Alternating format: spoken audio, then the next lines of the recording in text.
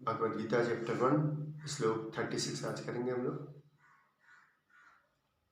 अभी भी भगवान जो है चुपचाप अर्जुन को सुन रहे हैं। वो तर्क पे तर्क अपना दिए जा रहे हैं और भगवान सुन रहे हैं। तो ऐसे ही होता है कि यहाँ पे थोड़ा इस श्लोक में थोड़ा ये समझें कि थोड़ा सा ग्लानि हुआ आपको और आप अपने आत्मा के साथ अगर बैठते हैं तो तुरंत भगवान नहीं सुनते हैं। और हम लोग सोचते हैं कि अरे हम लोग कितना भगवान को प्रार्थना कर रहे हैं, बोल रहे हैं, भगवान क्यों आवाज़ नहीं दे रहे हैं। ठीक है, तो समय लगता है थोड़ा सा। उसमें क्या है कि अपना जो प्रार्थना है वो बार बार बोलना पड़ता है। ठीक है,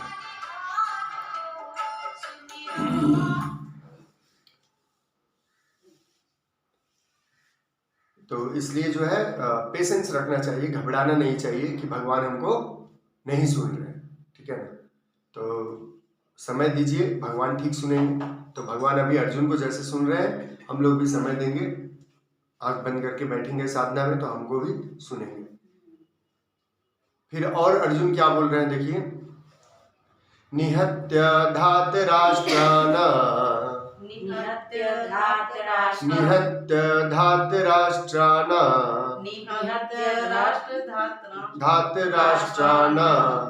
का प्रीतिस्य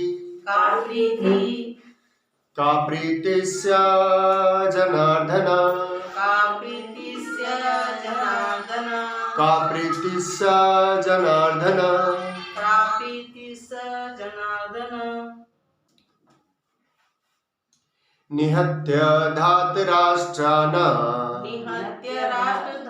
निहत्य धातराष्ट्राणाम्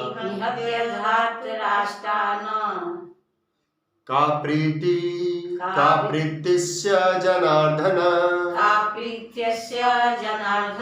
निहत्य धातराष्ट्राणाम् का प्रीतिस्य जनार्दन पापमेवाश्रयेदस्मानः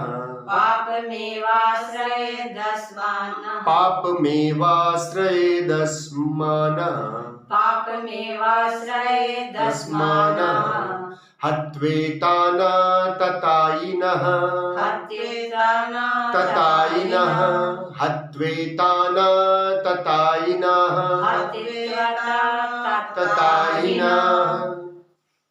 अब देखिए यहाँ पे बोल रहे हैं, अर्जुन बोल रहे हैं कि धृतराष्ट्र के पुत्रों को बार बार उसी को अलग अलग ढंग से बोल रहे हैं। आगे भी कई बार बोले, फिर अभी बोल रहे हैं धृतराष्ट्र के पुत्रों को मारने के बाद जो है उसमें हमें जो है क्या प्रीति होगी।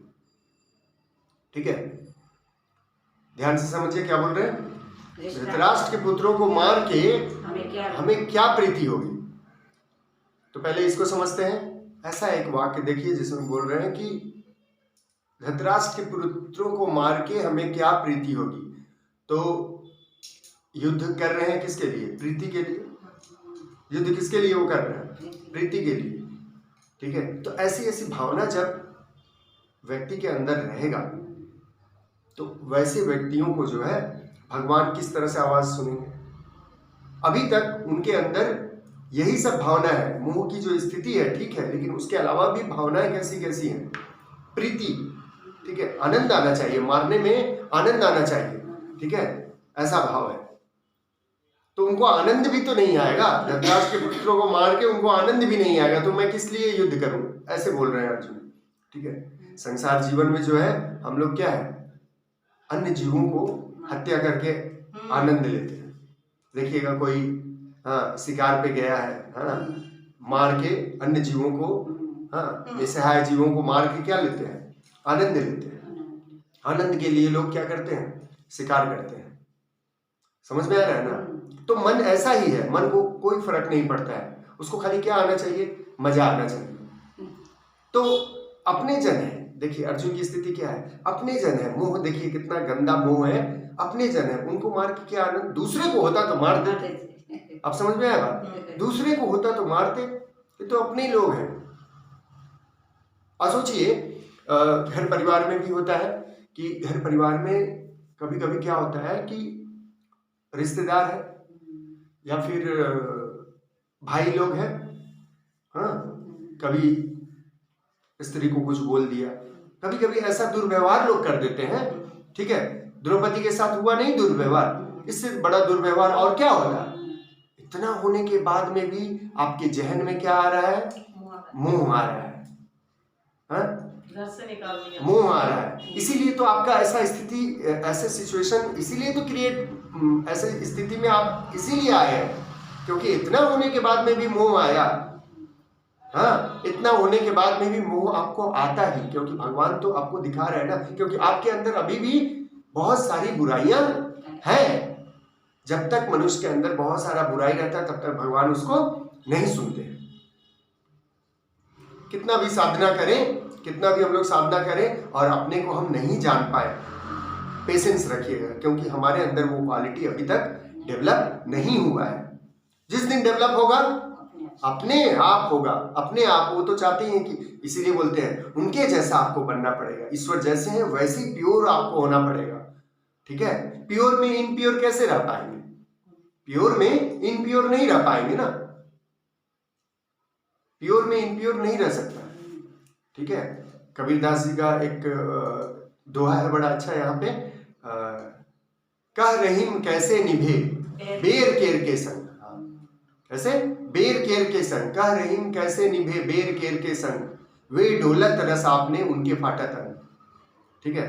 बेर जो है झूम झूमेगा और केला बेचारा कोमल रहेगा, उसका अंग फट जाएगा, इसीलिए निभता नहीं है, ठीक है। तो भगवान भी जो है भक्त को चाहते हैं, जो जिसमें भक्ति नहीं है, जिसमें श्रद्धा नहीं है, उसको कैसे चाहेंगे, ठीक है। आप ऊपर से भक्ति कर रहे हैं, अगरबत्ती दिखा रहे हैं, माला फूल कर रहे हैं, लेकिन अंदर में बहुत सारे प्रॉब्लम्स हैं, ठीक है। आप कब कामुक हो जाएंगे, कब क्रोधी हो जाएंगे, कब लोभी हो जाएंगे, ऐसा बीज अभी भी आपके अंदर, हमारे अंदर, हम सभी के अंदर सुसुप्ति रूप में है। कैसे है, सुसुप्ति रूप में है। जैसे सूखा हुआ बीज होता है ना, बीज सूखा हुआ है लेकिन उसमें वो क्षमता है कि पेड़ हो सकता है, समझ में आया। माहौल मिलने पर, जरा सा हवा पानी माहौल मिलने पर वैसा हो सकता है, ठीक है। तो इसीलिए अभी हम लोगों के अंदर जो है काम क्रोध लोभ सब बीज रूप में है, उसको खाली माहौल मिल जाए, देखिए फिर हम लोगों से वो पाप पुण्य लोभ सब शुरू हो जाता है। तो ये चीज कब होगा, जब कंटिन्यू कंटिन्यू कंटिन्यू अपने दुख को भगवान के सामने व्यक्त करिएगा। दुख किस बात का, जीवन व्यर्थ हो रहा है, दुख इस बात का, जीवन व्यर्थ हो रहा है, दुख इस बात का, कामी क्रोधी लोभी हम रोज हो रहे हैं, हमको जल्दी से अपने को छुटकारा। हाँ, तो यहाँ पर जैसे अर्जुन की स्थिति है, क्या सुख मिलेगा, क्या सुख मिलेगा, सुख तो भगवान आपको देना ही नहीं चाहते हैं, तो सुख मिलेगा कैसे। आप अशांत हो जाओ, इतना अशांत हो जाओ कि मरने की स्थिति में आ गए हैं अर्जुन, ठीक है, मरने की स्थिति में आ गए हैं। भगवान नहीं संभाले तो वो लोग क्या करेंगे, उनको वो लोग क्या करेंगे, मार डालेंगे।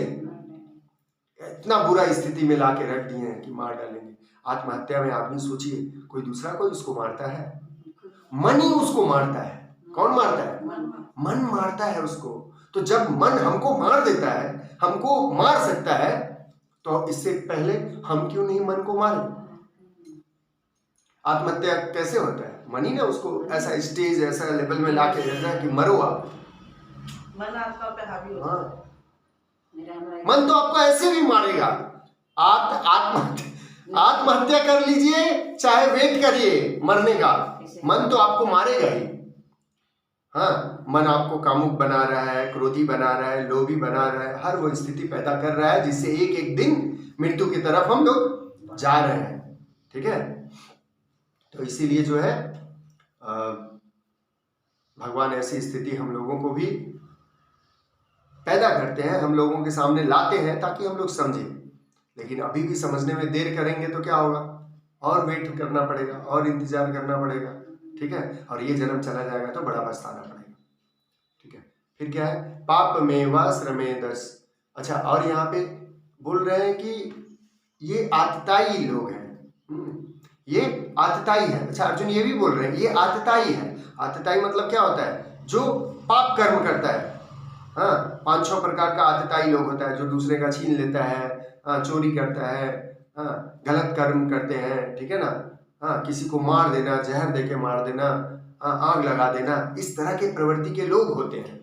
इस तरह की प्रवृत्ति के लोग को क्या डिफाइन करता है? आतताई बोला जाता है। क्या नाम से बोला जाता है? आतताई। तो ऐसा नेचर वाला लोग है, इनको अगर शास्त्र बोलता है इनको आप मारेंगे तो आपके ऊपर पाप नहीं लगता है, लेकिन शास्त्र में ये भी थोड़ा मेंशन किया हुआ है कि अगर ऐसे लोग आपके परिचय में है, कुछ कुछ शास्त्रों में ऐसा भी है, परिचय में है, उनको मारते हैं तो आपको पाप लगता है। अर्जुन वही पढ़े हुए हैं, वही बता रहे हैं, वही बता रहे हैं कि पाप लगता है। ठीक है, आदमी को जितना ज्ञान होता है उस हिसाब से आदमी तर्क देता है ना। तो भगवान चुपचाप से सुन रहे हैं उनका ज्ञान, उनका ज्ञान जो है कुछ ठीक नहीं है। अब मनुष्य ये सब क्यों बता रहे हैं? क्योंकि बाहरी दुनिया में ऐसे ऐसे तर्क देने वाले लोग आपको मिलेंगे। इवन दूसरे लोग तो छोड़ दीजिए, अपना ही मन आपको तर्क देता है। अरे शास्त्र में तो ये लिखा हुआ है, अच्छा ये वाला कर्म करेंगे तो हमारा जो पाप है वो कम जाएगा, है कि नहीं? चलो गंगा स्नान कर लेंगे तो पाप कम जाएगा, है ना? ऐसी ऐसी कई सारी कुंठित बातें जो हैं हमारे पास हैं, हम लोग उसी को तर्क में पाप करेंगे और उसको तर्क में देंगे। अरे भाई पाप पाप है और रेडी रहिए उसके लिए। भगवान ईश्वर हम साधना में हैं, हमसे पाप हो रहा है, हम तैयार हैं। हम किस लिए? कष्ट लेने के लिए। किस लिए? कष्ट लेने के लिए। दीजिए पीड़ा हमको, हम डिजर्व करते हैं। हम क्या करते हैं? डिजर्व करते हैं। हम इसी योग्य हैं कि आप हमको कष्ट दीजिए, लेकिन हाँ मुझे साधना करना है, मुझे आपका साक्षात करना है। ये जीवन को नरक नहीं बनाना है। ये जीवन मरने से पहले अपने हर इच्छाओं को जो है, जो मेरी इच्छा है आपसे मिलने का, स्वयं को जानने का, वो इच्छा को हम चाहते हैं पूर्ण होना। उसके लिए मुझे जो जो समस्या झेलनी है मैं उसके लिए तैयार हूँ। ऐसी भावना है, और ऐसी भावना के साथ लास्ट क्लास में बताए थे, इसी में व्यंग्यात्मक हंसी हो, इसी में रोना हो, तब तो आपको मुक्ति से कोई रोक नहीं सकता है। मीरा कैसे रोती रहती थी? मीरा भाई हर समय, राधा, मीरा, ठीक है, सूरदास, कबीरदास, ठीक है, तुलसीदास, ये लोग रोते रहते थे। किस लिए रोते थे? जीवन में अभाव था इसलिए नहीं रोते थे, इसलिए रोते थे कि जीवन व्यर्थ न चला जाए, इसलिए रोते थे। ठीक है, अध्यात्म को मैंने कैसे हम लोग मैंने अपनाए कि मैंने जो आप बता रहे स्टेज से, तो स्टेज पर हम लोग मैंने जा पाएंगे। यही लगातार अभ्यास, रोज सुनना। ये जो रोज सुनते हैं ना, ये सारी बातें नए, कभी पुराना कोई बात, कभी नया बात, यही तो है सत्संग। ये सत्संग जब रोज चलेगा, कल लास्ट क्लास बताया ना, रोज चलेगा तो आपका धीरे धीरे होगा, आपका होगा, मेरा होगा, जो सुन रहे हैं सबका होगा। ठीक है, तो रोज रोज में बड़ा इफेक्ट है, रोज में बड़ा इफेक्ट है। ठीक है, रस्सी से भी जैसे लोहा कट जाता है ना, वैसे हमारा जो है, जो प्रखर बुद्धि जिसको बोलते हैं, रितम भरा प्रज्ञा, वो जागृत होगा। डल से डल भी ब्रेन क्यों ना हो, लेकिन रोज रोज चीज होगा। साधना रोज होगा, सुनना रोज होगा, सुनना रोज होगा, साधना रोज होगा। तो धीरे धीरे वैसा बुद्धि हमारी हो जाएगी जिस बुद्धि से हम भगवान को देख सकेंगे, भगवान को जान सकेंगे।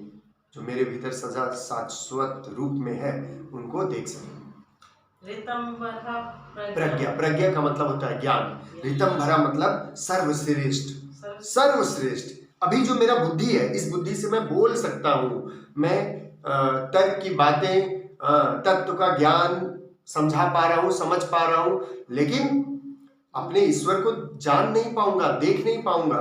ठीक है, बाहरी दुनिया के लिए बुद्धि है, इंजीनियर डॉक्टर सब बन जाएगा। ठीक है ना, इस ज्ञान से इंजीनियर डॉक्टर ये सब बना जाता है, भगवान नहीं बना जा सकता। भगवान बनने के लिए कैसा बुद्धि चाहिए? एक्स्ट्रा ऑर्डिनरी नॉलेज, जिसको बोलते हैं रितम भरा प्रज्ञा। समझ में आया? जिस प्रज्ञा से हम स्वयं को साक्षात्कार कर सकते हैं, स्वयं को देख सकते हैं। ठीक है।